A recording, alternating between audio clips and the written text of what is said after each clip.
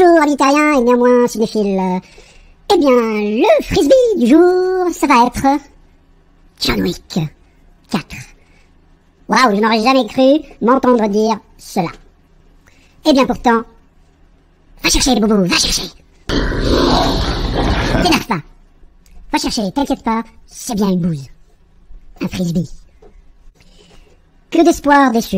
Au préalable, j'avais prévu, comme vous le savez, dans ma prospective 2023, de faire toute une série de vidéos essais sur la saga John Wick qui nous assurait un potentiel de développement d'écriture tout en maintenant le propos dans l'action, dans le film de genre, le film d'action, mais avec une possibilité enfin nouvelle dans le cinéma contemporain, créer une mythologie propre à la saga.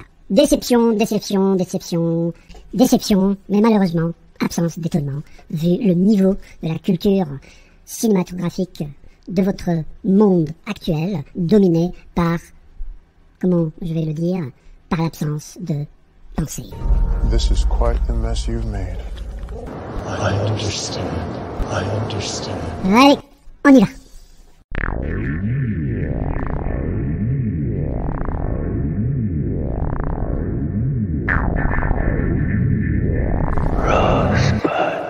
See, in this world, there's two kinds of people, my friend.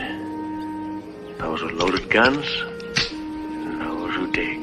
Good morning, Vietnam! I love the smell of napalm in the morning. We're gonna need a bigger boat. I feel the need for speed. All those moments will be lost in time. Like tears in rain. Bouche sec. Bonjour, amis terriens et néanmoins cinéphiles. Eh bien, vous nous y voilà, démarre maintenant le vidéo-essai qui va donc durer un certain temps, plusieurs épisodes bien sûr, sur cette saga qui s'annonce, qui a déjà démarré, cette saga John Wick. John Wick, alors pourquoi ce sous-titre entre mythologie et hétéroclisme? Parce que c'est d'une richesse qui s'amoncelle, qui amoncelle ses pièces d'or, vous avez vu la référence, et qui pose un vrai problème à l'analyste détaillé, car nous avons ici affaire à un film qui enfin, a créé un héros cinématographique à part entière. On n'avait pas vu ça depuis, si ma mémoire extraterrestriale est bonne, depuis Indiana Jones, puisque tous les autres héros maintenant au cinéma ou à la télévision dans les séries sont toujours du recyclé de comics, de BD, de romans, etc. L'adaptation a toujours existé au cinéma, mais nous avons affaire à une incapacité contemporaine de créer une mythologie, car un héros a besoin d'une mythologie pour exister. Eh bien, John Wick est en train de réussir à le faire, avec plein de paradoxes, avec plein de contradictions, de zones de flou, mais qui en même temps donne cette richesse car elle ouvre la perspective à l'analyste, à l'interprétation de chaque spectateur, et c'est en cela qu'une œuvre artistique peut devenir une véritable œuvre transgenre, sans mauvais jeu de mots. On y va donc pour ce premier épisode de ce long vidéo-essai sur John Wick. Ça, c'était à l'époque de la foi, de l'espoir, de la croyance que enfin on allait découvrir quelque chose de nouveau dans le cinéma d'action contemporain. Eh bien non, John Wick 4 vient de tuer John Wick 1, 2 et 3.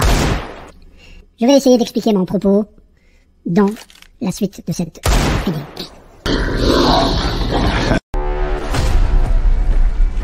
No one, not even, can kill everyone.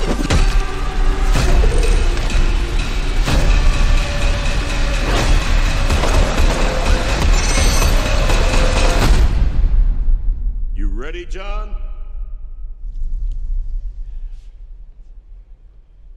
Yeah.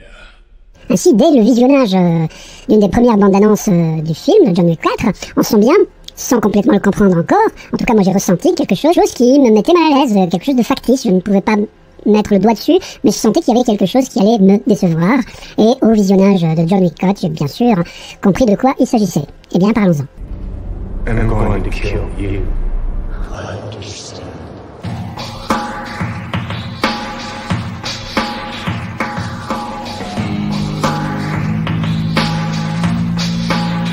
Hello, you're dead.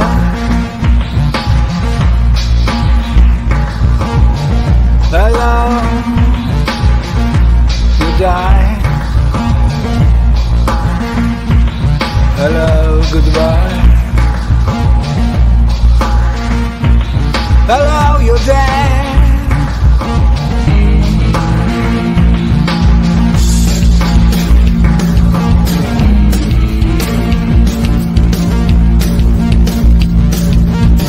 Eh bien oui, malheureusement, 3 fois oui, nous assistons bien ici à un suicide artistique, une exécution sommaire d'un projet artistique, d'un projet mythologique, cinématographique qui dépassait peut-être, oui peut-être, les capacités intellectuelles des réalisateurs et des producteurs de la saga de John Wick.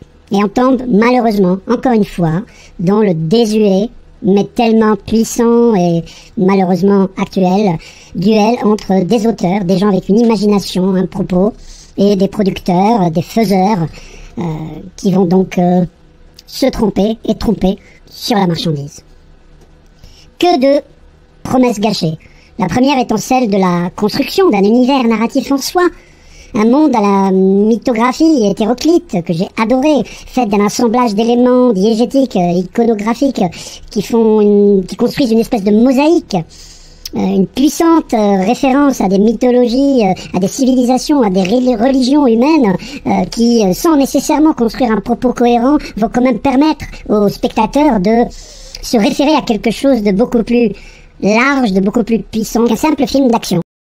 Ils vont ainsi ouvrir une multiplicité de sens et nous permettre de nous y retrouver quelque part. Il y a une convergence de propos, il y avait une convergence dans le 1, le 2 et le 3, qui même fait de manière imparfaite jouer sur des attentes qui finalement sont l'essence même du cinéma. Le premier John Wick va lentement dessiner, strate par strate, un monde complexe, enfin qui deviendra complexe, mais un monde autonome, et qui va se réguler, qui va se plaquer sur le cadre du genre, celui du thriller d'action. Et tout cela va culminer dans le 3, John Wick 3, qui va magnifier cette multiplicité de promesses d'une saga au potentiel qui va devenir à partir du 3 un potentiel désormais énorme. Et c'est là où tout va mal, et c'est là où tout ça vers le patin-crac du 4. Au départ, le personnage de John Wick va progressivement va être construit comme un archétype de l'ange déchu. En tout cas, moi, c'est ce que j'y ai vu. Enfin, ce que j'y ai vu, c'est quand même complètement montré de manière même subliminale, enfin grossièrement subliminale. Un héros, malgré lui, qui va essayer de trimballer ses péchés dans un illusoire désir de rédemption. La rédemption. Un grand thème, j'allais dire de la religion, mais tout simplement de la civilisation. C'est-à-dire comment se racheter, comment redevenir digne de soi-même. Et ça a toujours été un moteur très puissant dans le cinéma, tout genre confondu.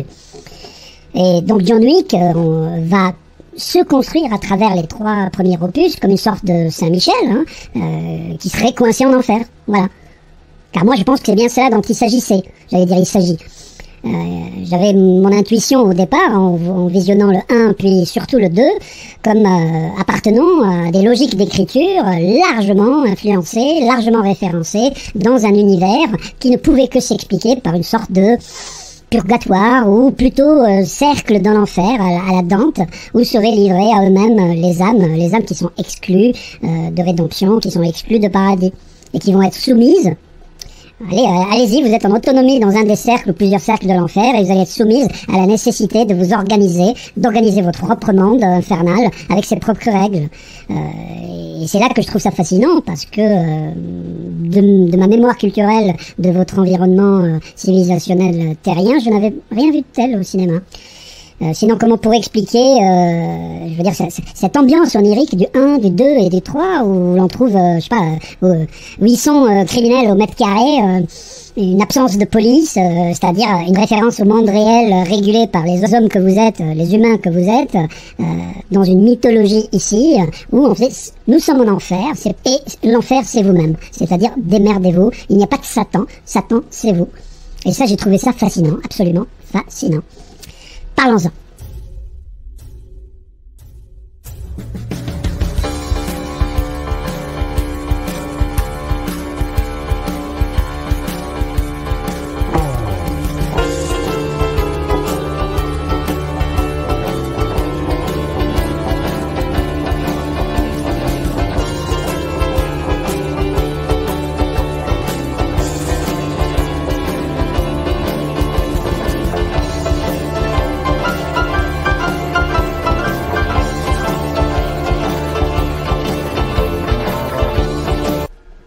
D'ailleurs, oui, parlons du John Wick verse.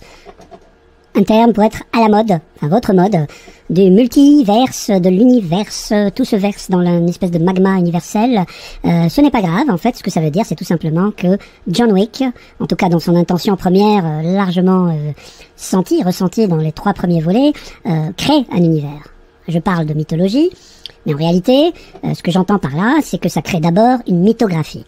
Une mythographie, ça veut dire que moi, ce que j'ai perçu, c'est qu'on met d'abord des éléments visuels, ce qui est quand même l'essence du cinéma, hein, de créer une scénographie visuelle qui permet à tout spectateur de pouvoir faire des liens avec sa propre culture, avec sa propre mythologie. Voilà. Et en cela, les 3 premiers volets de John Wick ont réussi leur coup. Voilà. Donc je parle de mythographie, pourquoi parce que tout simplement la mythologie est en construction et qui pour être construite, elle a besoin d'une iconographie qui crée une espèce de... Bon, ça fait beaucoup de graphie, mais je vais le dire quand même, qui crée une espèce de cartographie visuelle qui nous donne à penser que ce monde est énorme, qu'il est beaucoup plus complexe et que nous entrons par la petite voie, la petite entrée de la lucarne. Alors évidemment, là, il y a un danger. C'est-à-dire de trop surcharger l'image de références iconographiques qui vous mettent en difficulté en tant que scénariste, en tant que metteur en scène, mais surtout en tant que scénariste. C'est ce que j'appelle le syndrome Lost. Vous connaissez bien sûr cette série qui a beaucoup fait de bruit chez vous, qui a mis en avant énormément d'éléments référentiels et qui s'est retrouvé embourbé là-dedans sans pouvoir s'en sortir d'un point de vue d'écriture, c'est-à-dire tout simplement de créer un univers cohérent jusqu'au bout, ce qu'on appelle une mythologie. John Wick, enfin la saga John Wick, était bien parti parce qu'il y avait une cohérence, même si on se demandait toujours comment ils vont résoudre cela. Mais il y avait une cohérence dont je vais parler. Alors commençons par la notion de mythographie. Mythographie, ça veut dire que vous construisez un univers à partir d'une imagerie. Voilà. C'est ce qu'on appelle l'esthétique. Et John Wick, de ce point de vue-là, enfin la saga John Wick, les 3 premiers John Wick sont excellents là-dessus. Moi personnellement, j'étais absolument subjugué par l'esthétique de ces 3 films. Votre système de croyance, vous autres les terriens, qui passe en premier par la religion, ce qu'on appelait la mythologie avant, c'est-à-dire la croyance en un système qui vous dépasse, en un système supranaturel, ne pouvait exister à vos yeux, littéralement, que par un système d'esthétique.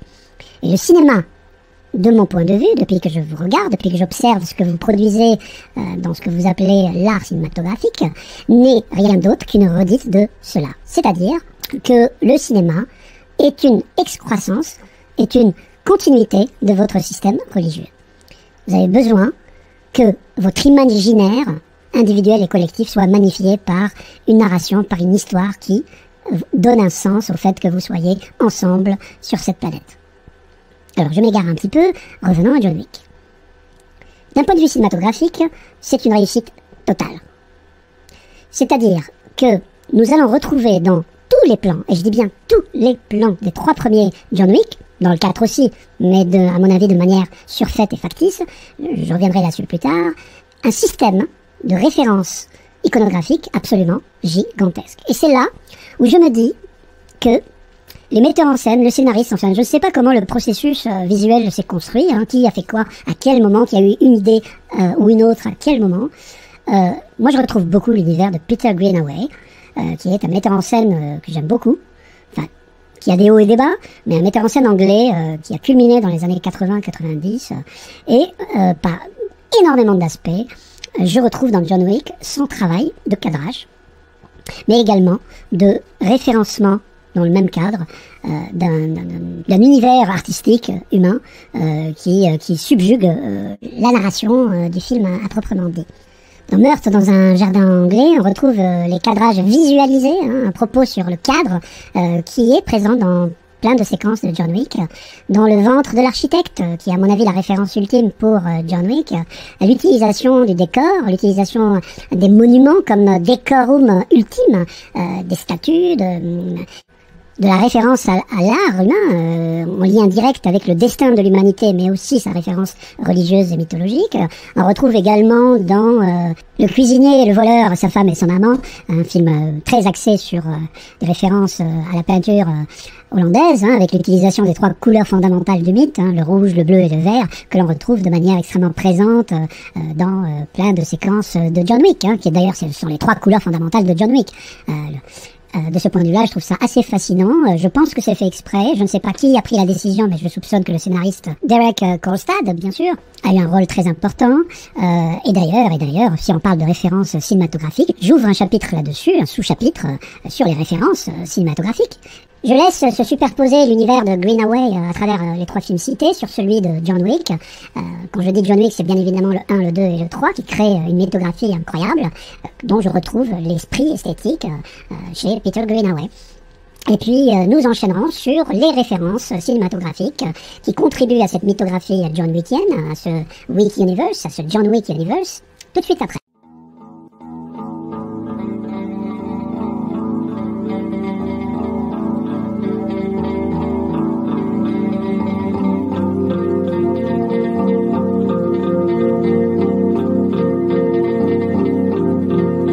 Ainsi, mis à part les séquences d'action pure, propres au film de genre que représente excellemment John Wick, en tout cas le 1, le 2 et le 3, je retrouve personnellement toute l'esthétique, tout le formalisme, l'ambiance, on va dire, esthétique des 3 premiers John Wick dans l'œuvre de Peter Greenaway, symbolisée par ces 3 films, l'utilisation du multicadre et de la perspective dans Meurtre dans un jardin anglais, l'utilisation impressionnante dans John Wick, mais bien entendu chez Greenaway aussi, des monuments, de l'architecture, des statues, des corps humains intégrés dans cette architecture monumentale, si je puis dire.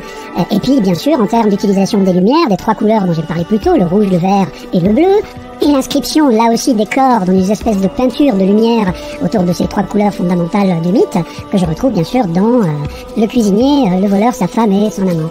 Si Peter Greenaway est une référence fondamentale du point de vue esthétique et filmographique pour John Wick, évidemment, il y a une myriade d'autres références que je vous propose d'examiner ensemble, en tout cas une bonne partie d'entre elles. C'est parti!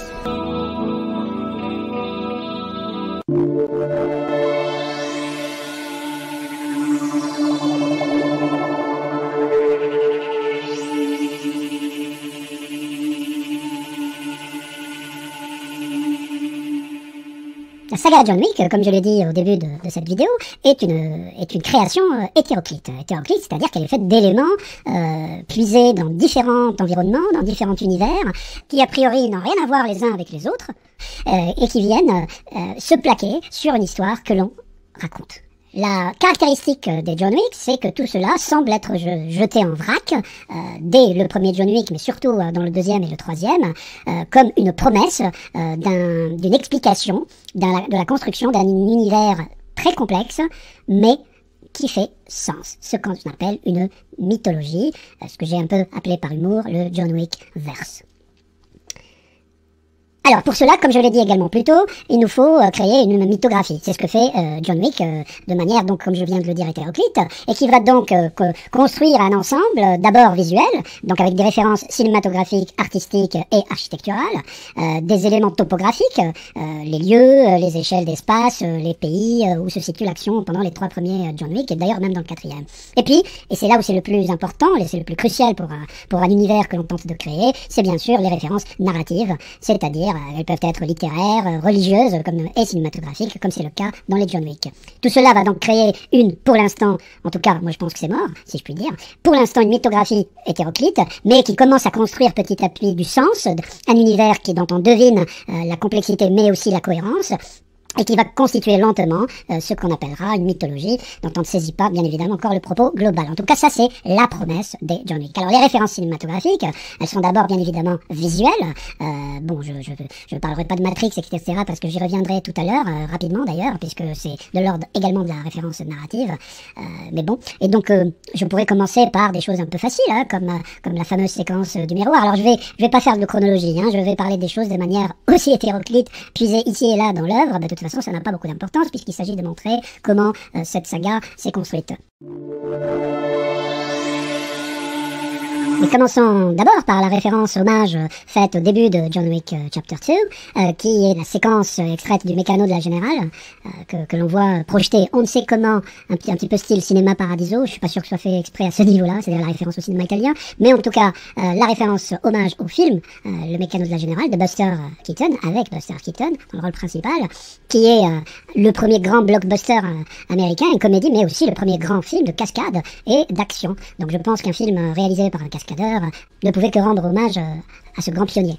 C'est une courte séquence assez étrange parce que et surréaliste, voire, puisque même le son est synchro avec les images du Mécano, qui était un film muet bien sûr, mais qui est en même temps le son du film en cours, la cascade de moto.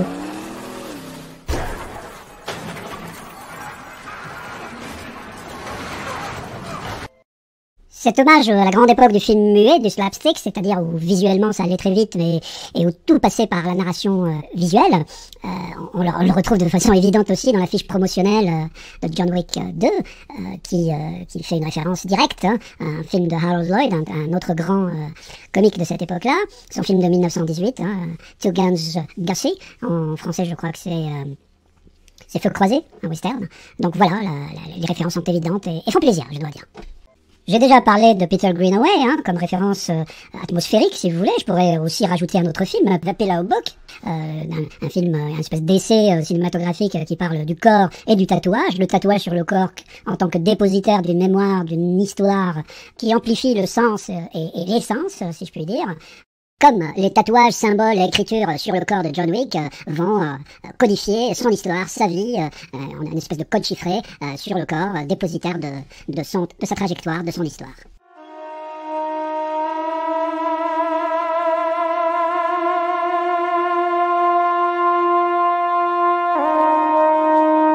Les références aux films d'action, aux films de combat, notamment des combats d'arts martiaux, dont je ne suis pas un spécialiste en termes cinématographiques, mais pour ne citer qu'un seul exemple, la fameuse séquence dans la salle des miroirs, qui est une référence directe au film de Bruce Lee, Enter the Dragon, la séquence finale mythique du combat. Je crois que ça s'appelle Opération Dragon, le film en français chez vous.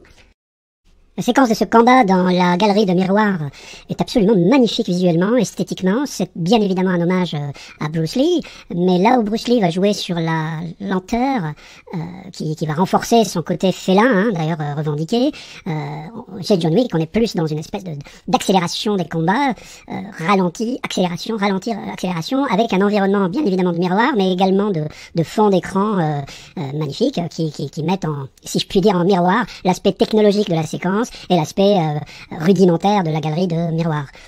Magnifique hommage. Qui n'est pas le seul d'ailleurs, puisqu'on retrouve également ici la référence au film muet, et en l'occurrence la fameuse séquence du cirque de Chaplin, des miroirs, et là encore, d'ailleurs c'est revendiqué, je l'ai retrouvé dans une interview avec le réalisateur et Keanu Reeves, c'est passionnant, c'est ce que j'aime beaucoup dans le 1, 2 et 3, c'est-à-dire finalement cette galerie de miroirs, de références cinématographiques, de références mythographiques, qui j'espérais allait déboucher sur une construction narrative extrêmement complexe. Les miroirs et les galeries de miroirs comme symbole parfait dans l'histoire du cinéma lui-même, de cette mise en abîme de lui-même, que l'on a, je ne vais citer que deux films, le Chaplin bien sûr, mais également Orson Welles. Chaplin évidemment dans le cirque, la fameuse séquence de la galerie de miroirs, et Orson Welles dans La Dame de Shanghai, la séquence finale du film. Tout ça pour dire que John Wick, c'est, de manière volontaire ou non, je ne sais pas, mais c'est pas ça qui compte, faire référence à notre univers cinématographique qui réveille en nous des pulsions, des envies, comme cela qui montrent que nous sommes bien en phase avec quelque chose d'intéressant.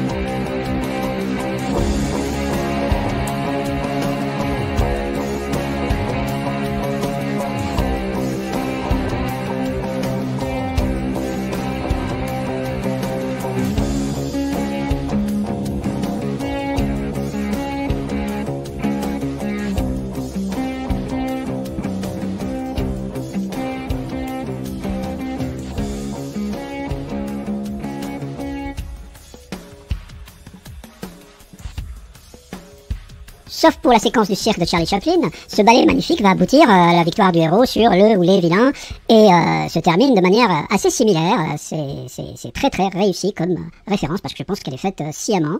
Ces références visuelles aux différents films ponctuant l'histoire du cinéma chez vous ne s'arrêtent pas là et c'est là où ça va devenir un petit peu troublant, puisque ce ne sera plus des références seulement visuelles, mais ce sera des emprunts, conscients, inconscients, je n'en sais rien, à des œuvres cinématographiques, voire littéraires, qui, moi, à certains moments, me posent des interrogations. Et c'est là où nous allons rentrer dans la sous-partie qui va concerner les références cinématographiques et littéraires, et ou littéraires, qui vont ne plus être au niveau visuel, mais avoir également un référentiel narratif, c'est-à-dire qu'on va utiliser des éléments puisés ailleurs pour construire une œuvre en tant que telle. Alors bien sûr, on peut rentrer dans le débat sur la référence un peu trop facile Matrix, à laquelle je ne souscris absolument pas, parce que l'hypothèse étant que nous sommes dans un univers virtuel matrixien et que finalement Neo c'est John Wick, je pense que c'est absolument pas du tout ça. Par contre, ce que je pense effectivement, c'est que nous avons affaire à des clins d'œil de type fanservice, quoi, comme vous dites. Voilà. Je pense que, de mon point de vue, il y a un certain nombre d'éléments visuels qui nous renvoient à l'univers de Matrix, mais je pense vraiment que, je le répète, c'est du fanservice parce que ça ne tient pas mythologiquement. Voilà. On en reparlera sans doute plus loin dans cette vidéo. C'est ainsi que nous rentrons dans le sous-chapitre des références cinématographiques qui concernent les références à la fois visuelles, mais surtout narratives, comme je l'ai dit.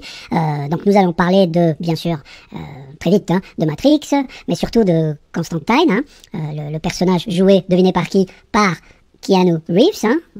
Nous allons parler de Brazil, de Terry Gilliam. Nous allons parler de The Assassination Bureau, le bureau des assassinats, à la fois roman de Jack London et film culte des années 60.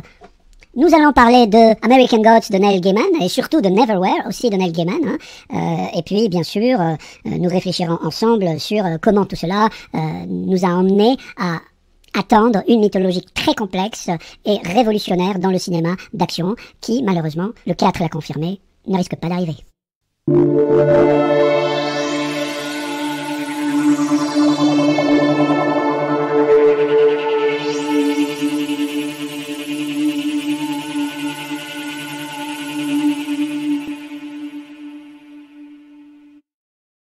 Alors oui, bien sûr, on ne peut que comprendre l'attirance des fans de l'acteur, Keanu Reeves, mais aussi de la saga Matrix, de retrouver, surtout après le désastre du 4, de retrouver l'esprit vif qu'il y avait dans les trois premiers opus de Matrix. Et évidemment, John Wick s'y prête d'une certaine façon, et c'est aussi ce que j'ai observé dans votre manière de penser, vous autres les humains, dans votre culture, c'est toujours d'aller chercher les explications quand vous avez une énigme à résoudre, quelque chose à expliquer, d'aller chercher les explications qui vous paraissent les plus évidentes. Donc oui, il s'avère que le réalisateur et l'acteur Keanu Reeves se sont bien sûr rencontrés sur les tournages de Matrix, ça tout le monde le sait. Le réalisateur était le cascadeur en chef, on va dire, et ils sont devenus copains, et bien sûr, on retrouve cette appétence pour la question des cascades dans la saga John Wick. Mais, à mon avis, ça s'arrête là. Alors, bien sûr, ils ont fait du fanservice, la fameuse phrase en écho sur I need guns, more guns. What do you need? Guns. Lots of guns. Okay, so what do you need? Besides a miracle. Guns. Lots of guns.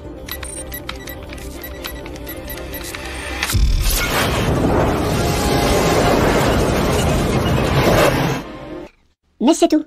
C'est tout. Tout le reste, c'est des constructions. Moi, j'ai vu passer un certain nombre d'hypothèses, etc. Certaines assez intelligemment trouvées, je dois dire. Je reviendrai là-dessus dans quelques instants. Mais d'autres complètement ridicules, comme celle-ci.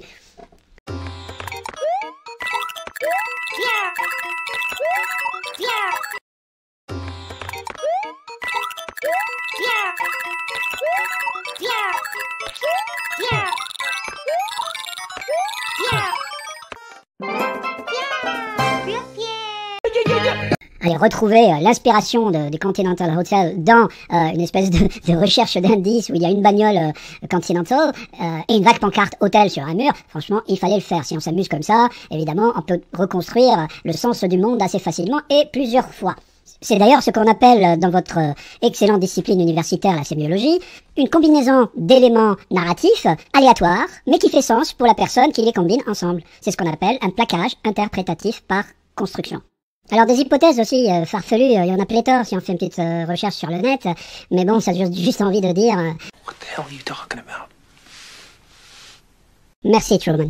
Par contre, il existe d'autres hypothèses qui me semblent intéressantes, mais qui, de mon point de vue, sont plutôt des coïncidences, et s'expliquent par autre chose que la référence à l'univers de Matrix, mais plutôt aux intentions, à mon avis, premières du scénariste, c'est-à-dire les lier à une espèce de Wickverse totalement ancré dans la mythologie, religiosité humaine, comme je vais essayer de le démontrer dans la suite de ce vidéo-essai. Okidoki. Alors bien sûr, des pseudo-trouvailles telles que aussi fantasques que ce qu'on a vu tout à l'heure, il y en a pléthore et franchement j'ai pas le temps d'en parler ici, ça n'a pas d'importance. Par contre, il y en a une qui me semble assez intéressante, il y en a d'autres mais j'en parlerai pas non plus, c'est pas le propos. C'est le fameux final hein, où Winston arrive à figer littéralement sous ses ordres la foule qui est présente sur la grande place centrale de Central Park et qui est extrêmement intéressante parce que là se dévoile un aspect surnaturel et un pouvoir de Winston sur les autres, sur son territoire. Et ça, je pense que c'est extrêmement intéressant. Alors bien sûr, le lien a été fait aux quelques séquences qu'il y a dans les Matrix où effectivement les individus qui peuplent l'univers matriciel se figent au gré de la volonté de ceux qui contrôlent ou arrivent à contrôler certains espaces comme Morpheus dans de célèbres scènes. Alors les individus, cette population anonyme qui se fige fait penser bien évidemment, et c'est voulu, dans l'univers de Matrix, à des PNJ, c'est-à-dire à des personnages qui ne servent pas à l'action du jeu, mais qui permettent de construire un univers peuplé. Dans John Wick, il ne me semble absolument pas que ce soit cela, c'est plutôt un contrôle sur les âmes perdues exercé par des démons, des créatures qui ont un pouvoir particulier dans cet univers qui, de mon point de vue, est une référence à l'enfer, entre autres de Dante, et qui donc va permettre de montrer qu'ils peuvent interagir avec le destin global qui est posé dans le John Wick verse.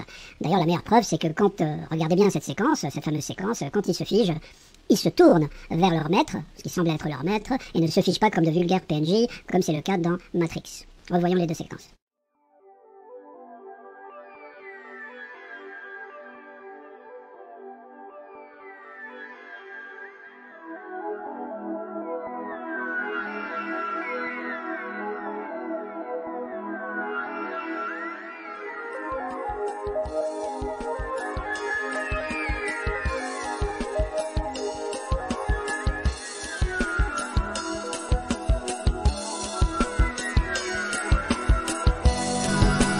Si dans Matrix, effectivement, tout se fige comme si Morpheus avait appuyé sur un bouton pause, laissant vivant, laissant animé que les personnages éveillés, dans John Wick, c'est pas du tout cela que l'on voit.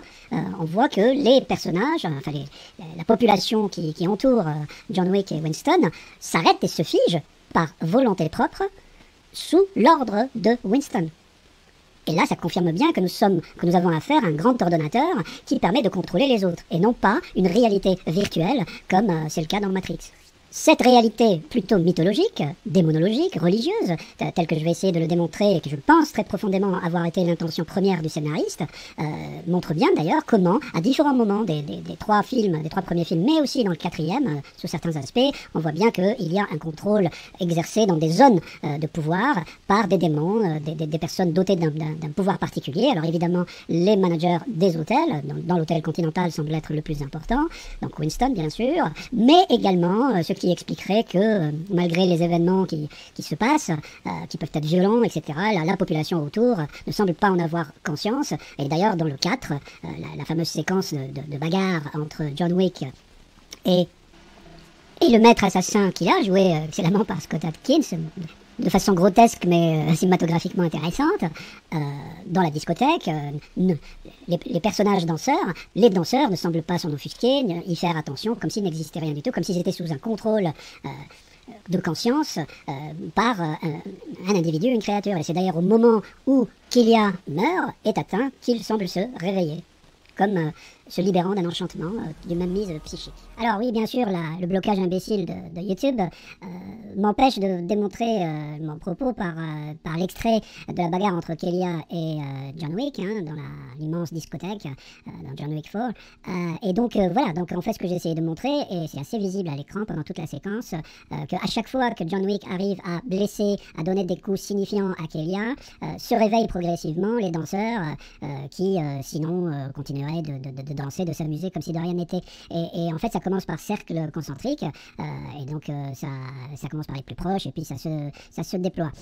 Et au fur et à mesure qu'Elia est amochée, le nombre de danseurs augmente jusqu'à la fin de la séquence où John Wick, attention spoiler, John Wick tue Kelia, et à ce moment-là, l'ensemble des danseurs non seulement se réveillent comme s'ils sortaient d'un sort, d'un enchantement, mais sont paniqués et fuient la discothèque en grand nombre, en courant, comme s'il y avait eu une alerte à la bombe, quoi. Et donc de ce point de vue-là, je pense que cette question de la mainmise des figures démoniaques présents ici et là dans tout l'univers, dans tout l'univers de John Wick, de la saga, démontre que la référence à une démonologie, à une mythologie à caractère religieux a été assez présente dans les intentions qui en restent dans, en tout cas, le début de John Wick 4. Voilà.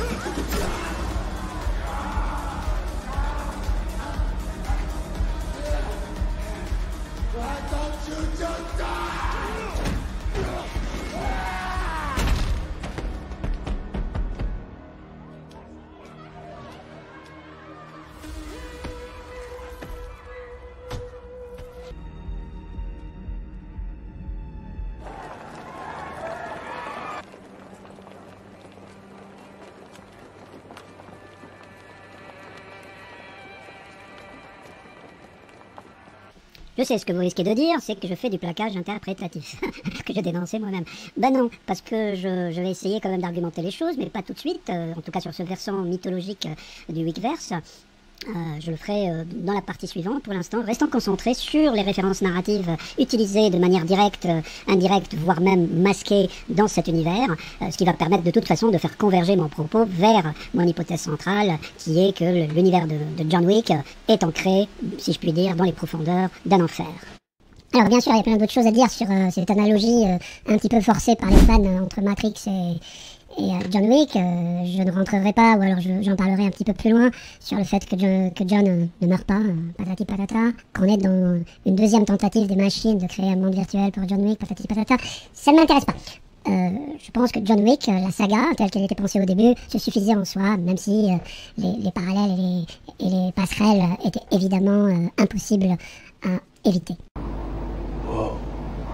Ce qui m'intéresse maintenant, c'est les références formelles et narratives, parce qu'elles posent un propos narratif particulier, saupoudré sur le film, j'en ai parlé un peu plus tôt, en l'occurrence l'utilisation de l'espèce de dispatch, de la plateforme d'appel pour les contrats d'assassinat, très particulière, super bien faite, je dois le dire, avec toutes ces dames tatouées dans un univers assez anachronique, hein, puisqu'on utilise beaucoup des appareils de communication, téléphone, ordinateur, mais aussi, je ne sais pas si les plus vieux d'entre vous doivent se rappeler de ça chez vous, ces tubes à pression qu'on avait entre autres dans les grands magasins qui servaient de passer les chèques, en tout cas les données papier d'un étage à un autre, d'un département à un autre. Je trouve ça super bien fait, mais je ne peux pas m'empêcher de penser, et ça a été dès le premier jour où j'ai vu cette séquence-là dans John Wick 2, à évidemment un grand chef-d'œuvre qui travaillait justement sur ces questions d'anachronisme bureaucratique, hein, parce que dans John Wick, ce dispatch d'appel est une forme de bureaucratie, hein, puisque la table ronde, dont je parlerai plus tard, est une forme de pouvoir bureaucratique. C'est ça qui m'intéresse aussi, en tout cas dans les velléités de l'écriture de départ de John Wick. Eh bien voilà, ça ne peut pas ne pas me faire penser au chef-d'œuvre de Terry Gilliam, le formaliste des les Monty Python, hein, son chef-d'œuvre, enfin l'un de ses chefs-d'œuvre, parce qu'il en a fait plusieurs, Brasil. Et cette fameuse séquence du ministère de l'Information, qui est une forme de bureaucratie de contrôle du reste de la population, qui n'est pas sans rappeler par cette esthétique anachronique ce qu'ont réussi à faire les auteurs de John Wick sans le mentionner, je pense. Alors évidemment, j'ai vu des explications à cet anachronisme esthétique, l'utilisation de ces outils de communication, téléphone, ordinateur et autres, pour dire oui, mais c'est normal, vous voyez, ça sert à dispatcher des informations sensibles sur des contrats d'assassinat, donc il faut surtout pas que ce soit hacké, et donc on sait très bien que c'est difficile de hacker des vieux appareils. Non, c'est faux, c'est pas difficile, au contraire, on ne hack les choses quand elles sont sur Internet, c'est-à-dire sur les réseaux de communication partagés. Alors là, c'est le cas les gars. Ces informations sont envoyées vers des téléphones portables qui, eux, sont modernes et donc utilisent des réseaux de communication de type Internet, donc à câble. Donc cette théorie, cette explication qui se veut, allez, je vais être gentille, intelligente, est en fait très naïve. Bon, je passe là-dessus. Alors, je vous invite à savourer un très court mais magnifique clip extrait du film de Terry Gilliam sur ce bureau du traitement des informations du ministère de l'Information qui, de mon point de vue, a servi en termes esthétiques de référence à ce qu'on voit dans John Wick, en l'occurrence y compris le remplacement des hommes bureaucrates par des femmes tatouées. Ça c'est une trouvaille, je dois le dire.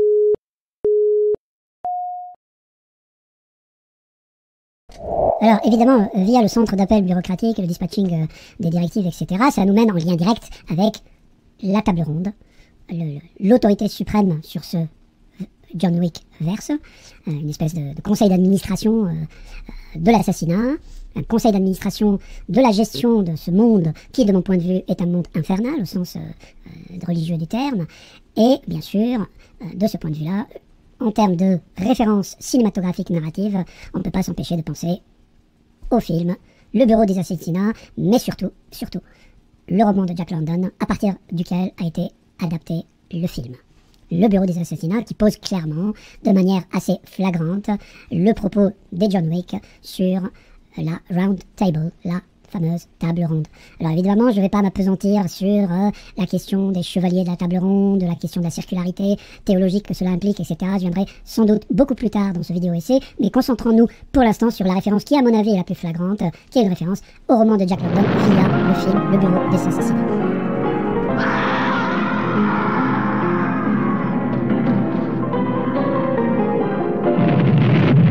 Our proper title is the Assassination Bureau. Limited. You admit you take human life for money. Money is life. Don't you agree? You're a monster. It means, my friends, that you must kill me, or I will kill you. Ça ne vous rappelle rien, cette phrase saupoudrée tout au long des 4 John Wick? I'm going to kill you. I'm going to kill you. Et voilà qui nous emmène tranquillement à l'autre référence cinématographique et littéraire d'ailleurs. Référence, je ne sais pas si c'est le mot, moi je dirais plutôt, pour être gentil, un emprunt invisible à via le traitement du Bowery King, hein, et donc de tout ce monde underground qui peuple les entrailles de Wickverse, hein, notamment à travers des entrées dans le métro. Donc ce Bowery King qui va représenter l'opposition à la table ronde, à la round table, se basant sur... s'appuyant sur son peuple de SDF qui vont devenir une armée souterraine sur laquelle s'appuiera John Wick progressivement. Voilà. Alors, vous allez me dire, c'est quoi la référence? C'est quoi l'emprunt? C'est quoi le plagiat, devrais-je dire? Eh bien, c'est tout simplement l'œuvre de Neil Gaiman, très grand auteur de fantasy novels, mais aussi d'adaptations cinématographiques et séries. Je reviendrai là-dessus, puisque c'est un de mes projets de travailler sur l'œuvre de Gaiman. Enfin, toujours est-il qu'ici, nous sommes rien moins que dans le monde... une partie du monde dépeinte dans Neverwhere, cette œuvre commandée par la BBC à Gaiman dans les années 80, et qui va donc raconter quoi? Eh bien que ça se passe à Londres et qu'il y a deux Londres dans le Londres. Il y a le Londres underground, celui des invisibles, au sens littéral du terme, quand vous appartenez à ce monde, le monde d'en haut, celui de la bourgeoisie régnante, ne vous voit pas, ne vous voit littéralement pas. Et donc ce monde est dépeint comme une cartographie souterraine de Londres, dont les accès se trouvent dans les bouches historiques du métro, et donc sur laquelle règne une espèce de roi SDF. Il règne sur une troupe devinez quoi, de SDF, c'est-à-dire les invisibles de Neverwhere, voilà, dans lequel va être plongé le personnage principal, qui lui-même, en plongeant dans ce monde-là, à travers une aide qu'il va donner à une SDF agonisante, va devenir lui-même invisible et donc être ingéré dans ce monde. Bref, une grande partie donc de cette narration, bien, on la retrouve dans le monde du Bowery King, je suis désolé.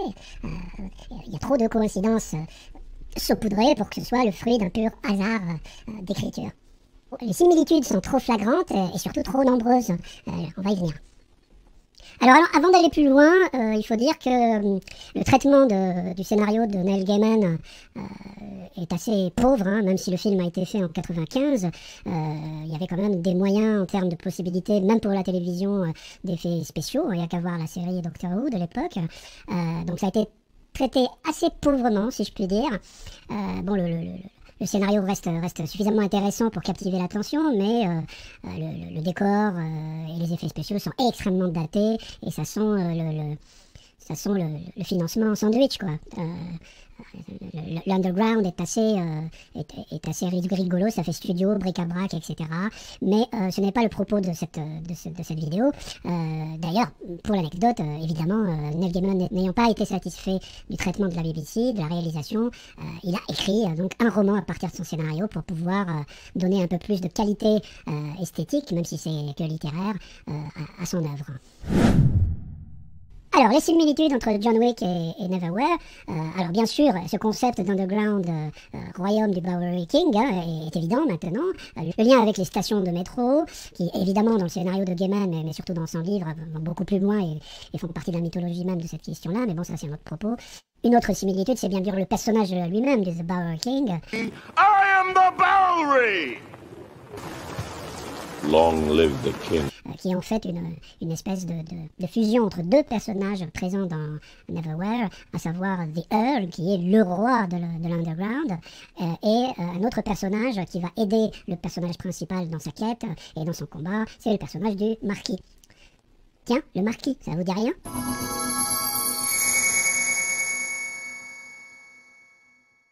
Et donc, ainsi, la combinaison de ces deux personnages n'est pas sans rappeler celle du Bowery King, même si ça reste une inspiration et non pas un copier-coller. Je pourrais aussi parler d'autres similitudes, comme par exemple quand le Marquis veut rencontrer le personnage principal dans Neverwhere, ça se passe sur les toits de Londres, hein, quand il veut le rencontrer de manière secrète. Pareil pour The Bowery King, qui, pour ses rencontres, va être sur des toits, à côté de pigeonniers, etc. Je veux dire, c'est purement visuel, mais moi je trouve que c'est une similitude de plus. Mais ça fait quand même, de mon point de vue, un peu beaucoup, d'autant plus que les emprunts chez l'univers de Neil Gaiman pour construire le John Wickverse, nous en parlerons plus tard. Il y a aussi évidemment American Gods, le livre, mais également l'excellente série, où le personnage principal, enfin l'un des deux personnages principaux, le grand manipulateur, s'avère être joué par Ian McShane, qui personnifie Winston dans les John Wick et dont les similitudes en termes de grand ordonnateur me semblent quand même un peu curieuses.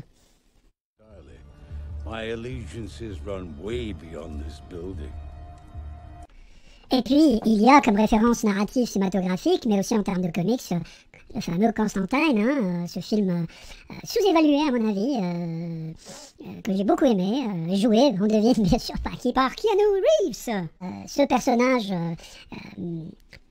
mi-ange, mi-démon, qui arrive à traverser l'enfer, à protéger les humains des démons de l'enfer et à pouvoir faire des allers-retours tout en restant imperméable d'une certaine manière aux attaques de l'enfer et donc d'une certaine manière un ange exterminateur immortel. Voilà. Eh bien, figurez-vous, je n'irai pas à cette étape-là là-dessus parce qu'on y reviendra dans la deuxième partie de ce vidéo-essai.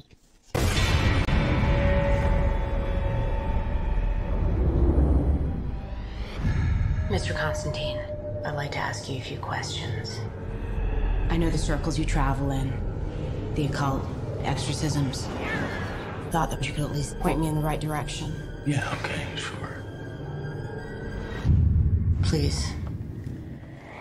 What if I told you that God and the devil made a wager for the souls of all mankind? No direct contact with humans, that would be the rule. Just influence. See who would win. Demons stay in hell. Angels in heaven. They call it the balance. I need to see what you see. You do this, there's no turning back. You see them. They see you. Understand?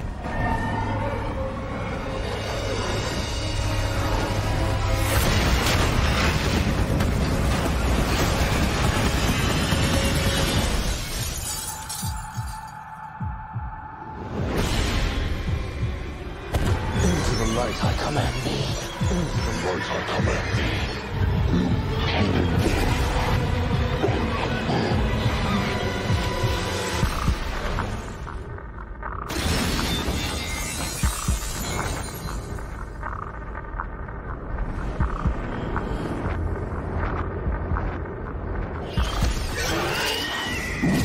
Go to hell. Désolé, j'ai pas résisté. J'adore ce film. Et d'ailleurs, je ne comprends pas les obsessions des fans à trouver absolument un lien avec Matrix, alors qu'il me semble qu'avec ce film-ci, les choses sont tellement plus évidentes, quoi. Whoa. Voilà. Toutes ces multi-références voulues, non voulues, cachées, hommages, etc. que j'ai vu apparaître ici et là, il y en a encore d'autres, hein, mais bon, que j'ai vu apparaître dans les 3 John Wick, qui à mon avis sont les fondamentaux, et ensuite dans le 4, mais j'y reviendrai plus tard, de manière assez bizarre d'ailleurs, mais j'en parlerai sur la dernière partie de ce vidéo-essai. Alors, comme je disais, toutes ces multi-références cinématographiques, qu'elles soient formelles ou narratives, finissent tout de même par converger vers un champ particulier, un champ thématique particulier de mon point de vue, qui a été voulu dans les 3 premiers John Wick, à savoir le champ de la mythologie, le champ de la théologie, fantastique si je puis dire, qu'on retrouve d'ailleurs complètement dans l'univers de Neil Gaiman, hein. Qui est une espèce de voyage à travers les différentes mythologies humaines, religions humaines, c'est peuplé de démons, de dieux, etc. Magnifiquement fait chez Neil Gaiman, que ce soit à travers ses comics, ses romans, ou bien ses adaptations télévisuelles ou cinématographiques, essentiellement télévisuelles. Mais ça, j'y reviendrai, comme je l'avais dit, dans un prochain projet. Donc, dans John Wick, on arrive donc à cette deuxième grande partie de ce vidéo-essai, à savoir ce qui aurait pu, et à mon avis, se voulait être John Wick, quelque chose qui dépasse largement le film de genre, le film d'action, pour utiliser ce médium pour aller explorer des champs de mythologie qui s'avéraient dans leurs possibilités extraordinaires, qui pouvaient ouvrir une saga qui m'a fait, moi, rester sur ma faim. On y va donc pour la deuxième partie.